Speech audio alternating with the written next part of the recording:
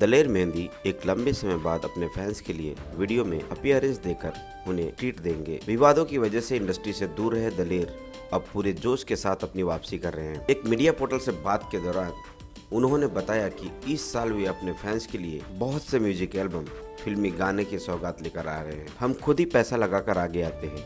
हमें म्यूजिक सीखना है। हमारे काम पर कोई और पैसा लगाए तो उसकी इज्जत है। पंजाब में अब ये कल्चर बढ़ा है, इसलिए लोगों की नज़र में सिंगर की इज्जत घटी है। आजकल तो ट्रेंड आ गया है कि इंस्टा पर खुद ही पैसे लगाकर व्यूज बढ़ा देते हैं, यूट्यूब पर व्यूअरशिप खरीद लेते हैं, इसलिए वो बहुत आगे नहीं बढ़ पाते। मेरे साथ ऐसा नहीं है। मैं इन रेड सेट में शामिल नहीं होना चाहता। मैं बहुत उत्साहित हूँ। मैंने तो जनवरी में ही बहुत से खुद के कंपोज किए गानों को रिलीज करना था, लेकिन दोस्ती की खातिर मैं अभी फिल्म में गाने लेकर आ रहा हूँ। गड़बड़ नाम का मेरा फिल्मी गाना फैंस को बहुत पसंद आएगा। जब भी जिंदगी में उतराव चढ़ाव आता है तो मैं उसे बड़े ही म्यूजिकल तरीके से ट्रीट करता हूँ। जब दुख होता है तो उस मिजाज में गाना सुन लेता हूँ, और जब खुशी आती है तो तुनक तुनक तुक तुनक तुनक तुक गीत लिख देता हूँ। मुझे किसी से कोई गिला शिकवा नहीं है। असल वाला दलेर मेहंदी बहुत उदास है। उसे छोटी छोटी चीजें, पैसा, मकान, प्रॉपर्टी, शोहरत का मोह नहीं है। उसे उदासी है तो केवल रब के लिए। मैंने अपने रब को कभी देखा ही नहीं। मैं सोचता हूँ कि रब तो आपके अंदर है, ना तो खुद से मुलाकात कब होगी। मैं खुद की तलाश में हूँ और यही चीज़ें मुझे बहुत परेशान करती है। मेरा मिजाज थोड़ा वैरागी रहा।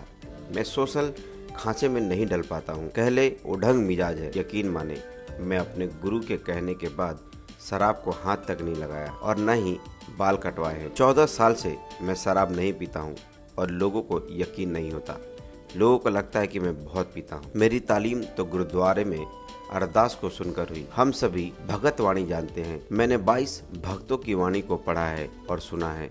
मैंने गुरुओं के गानों को पढ़ा है। मेरे गानों में मिट्टी की खुशबू की बात हमेशा होती है। शायद मेरी परवरिश ही मेरे गाने में झलक है। ये डिफरेंस तो लंबे समय से चल रहा है। अलग बात यही होती है कि वो गाने हर हफ्ते आते रहते हैं, लेकिन आप पिछले 27 साल से बोलो तारा रारा तुनुक तुनुक तुक सुन रहे हैं। गुच्ची गुच्ची तो बेचारा हर कोई कर रहे हैं, लेकिन सच्चाई वाला तो कोई नहीं गा रहा। फर्क यही है कि हमने पहले सीख कर तपस्या की है। हमारे गुरु उस्ताद गुलाम अली खान, परवेज सुल्ताना जी, बेगम अख्तर जैसी शख्सियत थी। इनको सुनकर हमने ट्रेनिंग ली। मैंने इनसे सीखकर पॉप गानों में उसे ढाला है, क्योंकि मैं सुनता ही नहीं हूँ।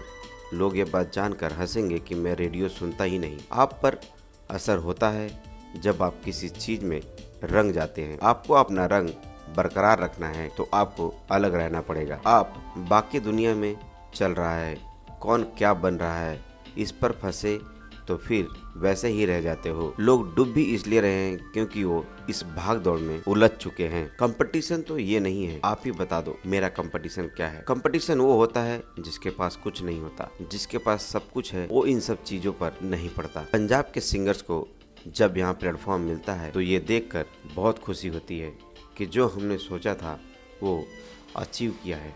आज से 91 साल के समय में जब बोलो तारा रा नहीं रिलीज हुआ था, उससे पहले बर्थडे पार्टी में क्या क्लब वगैरह में केवल इंग्लिश गाने ही बज रहे थे। लेकिन जब मेरा गाना आया तो उसके बाद हवा बदली।